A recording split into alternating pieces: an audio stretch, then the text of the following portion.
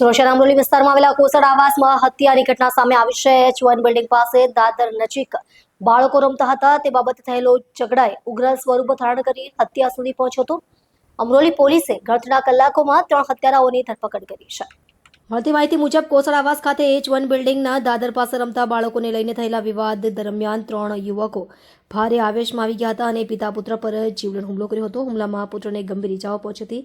તેને તાત્કાલિક સારવાર માટે લઈ જવામાં આવ્યો હતો, પરંતુ સારવાર મળે તે પહેલા જ તેનું મોત નીપજ્યું હતું। જ્યારે હુમલામાં ગંભીર રીતે ઇજાગ્રસ્ત પિતા હાલ જીવન અને મરણ વચ્ચે ઝોલા ખાઈ રહ્યા છે। ઘટનાની જાણ થતાં જ અમરોલી પોલીસ તાત્કાલિક સ્થળ પર પહોંચી હતી અને તપાસ શરૂ કરી હતી। પોલીસે ઝડપી કાર્યવાહી કરી ગણતરીના કલાકોમાં જ 3 આરોપીઓને ઝડપી પાડ્યા છે। હાલ પોલીસ દ્વારા ઘટનાને લઈને આગળની કાયદેસરની કાર્યવાહી હાથ ધરવામાં આવી છે। આ ઘટનાને પગલે સમગ્ર વિસ્તારમાં શોક અને આક્રોશનો માહોલ ફેલાયો છે। પોલીસ દ્વારા વિસ્તારમાં કાયદો અને વ્યવસ્થા જાળવવા માટે જરૂરી બંદોબસ્ત ગોઠવવામાં આવ્યો છે।